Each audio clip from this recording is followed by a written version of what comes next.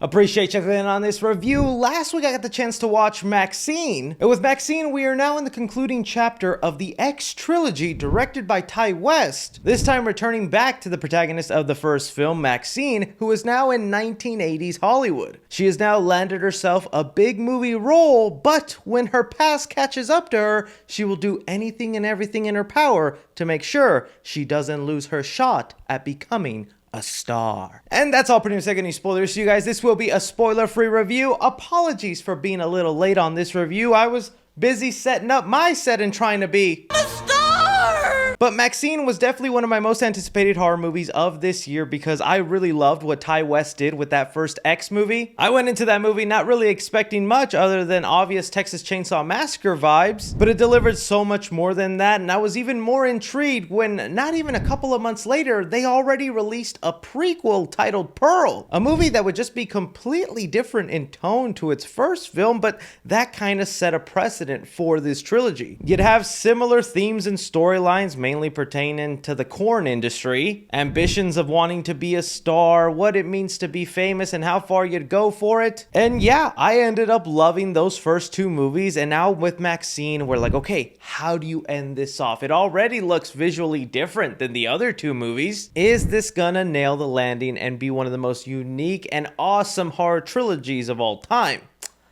I will say it is almost there. Now, don't get me wrong, I walked away really liking Maxxxine. In fact, I like the entire trilogy. I would really say I love X, and I'm starting to now love Pearl a little bit more than I did the first time around, so maybe in a couple months' time, I'll love Maxxxine. I'll talk about some of the things that are holding me back, but getting into the positives, freaking Mia Goth, man. She is carrying this trilogy on her shoulders. As much as Ti West for doing this creative, unique take with every single installment in this trilogy, Mia Goth is delivering a different performance. Although this is the same character that we saw in the first movie, she has changed. She's gone through her Sarah Connor phase, if you will. Where in the first film, she was a little happy on life. She was enjoying herself, and then something traumatic, crazy happened to her. So now, coming around to Maxxxine, she's prepared. She's done her pull-ups. She's punched a couple of people. You want to mess with Maxxxine? You're probably not walking away. And although it's obvious, I love the distinction Mia Goth has made from the Maxxxine character to the Pearl character, because those are two very different people, yet equally crazy. So the performance she gives in this movie is definitely a highlight. The other big thing I loved about this movie is the visuals. While I like the Texas Chainsaw Massacre kind of grainy film look from the first, to then the heightened kind of vibrant colors of the 50s from Pearl, this is fully into that 80s synth neon grungy look, and I loved it. The way Ti West made 80s Los Angeles look is probably one of my favorites done to film. There's several scenes where characters are just walking through the streets of LA. Almost every shot involving the streets of Hollywood I thought were just done really well. I also kind of enjoyed that this one had a bigger emphasis on kind of referencing horror movies, while the first two didn't really exactly do that. Coming into this third movie and being much more about Hollywood, making movies, wanting to star in movies, there is a lot of references, but just the relationship horror and Hollywood have with one another. Like Maxxxine in here talks about how a lot of stars nowadays got their start in a horror movie, whether you're talking about Paul Rudd, Jamie Lee Curtis, Kevin Bacon, who is also in this film. Horror movies sometimes lay the groundwork for future big stars, and in that time, horror movies just get left in the dust. So things like that are just going to be fun for movie fans. Another thing I loved is although all three of these movies feel tonally different from each other, when it comes to the kills, the violence, and the blood on screen, it is equally as gory. And Maxxxine does have a few really out there nasty sequences that I couldn't help but to turn away from her, hold my legs really tight and go, ouch. If you see the movie, you know exactly what scene I'm talking about. And while I was just talking about him a second ago, I thought Kevin Bacon was one of the other standout performers in this movie. While you have a lot of other great supporting cast members, he's the one that also just most stuck out to me and was like a real antagonist for Maxxxine. He's a private eye hired by a mysterious benefactor who's really trying to get Maxxine's attention, but Kevin Bacon really stole the show whenever he was put on her path. And I think it's just always enjoyable to see Kevin Bacon pop up in something. And so really, that's kind kind of where a lot of my positives end for me. I ended up feeling a little bit more mixed than I was expecting with Maxxxine.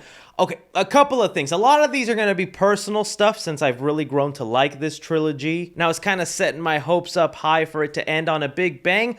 I will say the third act is really just kind of anticlimactic, over the top, and almost cartoony. Throughout the whole movie, there's this mysterious person in a hat and black gloves following Maxxxine, and I think if you've been following the last two films, or even if you just went ahead and watched them right before checking out Maxxxine, it's extremely obvious who this mysterious benefactor is. I feel like people who aren't that caught up with the X trilogy are probably going to find a little bit more enjoyment because of that whodunit factor, going, who could that guy be? Is it this guy? Is it that guy? When even just the ending of the very first movie makes it obvious to who it'll be. So then when you eventually get to that point of who this person is and why they're terrorizing Maxxxine, going after them, it was just no connection felt to me. This is like a big character, a big figure in Maxxine's life, and they felt like strangers to me. They felt like there was really no personal connection there. It honestly could have just been a random guy who decided to pick on Maxxxine. And even the stuff this person was trying to accomplish, it all felt out of left field and didn't jive well for me in the movie. And you know, although I mentioned there was like one really grotesque scene where I was like, squeezing my legs, you know what scene that is?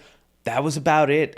This is kind of the most tamed in terms of the other two movies. I feel like the other two films were much more violent, much more bloody. I felt like this one also really took its time in like kind of treading its story and going through the times where almost there's a long periods of time where nothing is really happening. And it causes this like build up to occur where there's then that anticlimactic third act. But really, that's just kind of my biggest negative on Maxxxine, is I just felt for this being the final trilogy big villain, didn't really hit the way I wanted. The third act just felt too cartoony for me. Sort of left a sour taste in my mouth, but I'm not willing to say this was a bad film or it completely ruins the trilogy. No, this is still one I'd probably pop all three of them in another time in the future. I still have a high respect for what these films did in doing something different in each installment. And for the ending Maxxxine gets in this movie, I mean, yeah, how does that not make you smile? Oh, and I also forgot, Giancarlo Esposito's in here, and he was also fantastic. But when it comes to Maxxxine, I'm gonna give action 2.5 stars. There is a lot of time in between some of the more violent things happening. You are interested though, because you're following Maxxxine trying to earn this goal she's been working for all her life. But I feel like I could have used a little bit more chase sequences, a little bit more killing. Comedy in the movie, I'll give it 2.5 stars. There's this real dark sense of humor in all three of these movies. It continues to excel here in Maxxxine. Drama in the film, I'm gonna give it right at 3 stars. I was hoping to go a little bit more, but the story kind of left me wanting more. I was very invested in Maxxxine getting this movie role and trying to protect it at all costs. But then with the motive of the villain and who they are and their connection to Maxxxine and the way all that plays out, it just kind of downgraded the story for me a little bit. Horror in the film, I'll give 2.5 stars too. While this isn't necessarily going to be a movie that scares you or gets you clutching your pearls, there are those bloody grotesque sequences, and those are always gnarly fun to look at. And for suspense, I'm going to give it 3.5 stars. Like I said, I think some people who aren't fully caught up or that well refreshed in the Maxxxine trilogy will be on the edge of their seats wondering, who is this guy stalking Maxxxine? Well, I think dedicated fans looking forward to this movie will obviously know who it is and will be left wanting a little bit more once it's revealed. Casual movie fans into the Maxxxine world, I'm going to give it a B-. It's just maybe a little too grotesque and violent for some casual fans. Cinephiles, I'm going to give it a B+, and critically, I'm going to give it a C+. For me, Maxxxine is still one unique, interesting end to a trilogy that's worth watching in theaters. Again, that's just my opinion on the movie, guys. I really want to hear from you on what you thought about Maxxxine. Did the movie meet your expectations, or you kind of like me where some elements of it left you mixed? Really curious to hear from you guys. Don't forget to like, subscribe, follow me on Twitter at 3C Films or on TikTok at 3C Films. But as always, I'm Chris. Take care.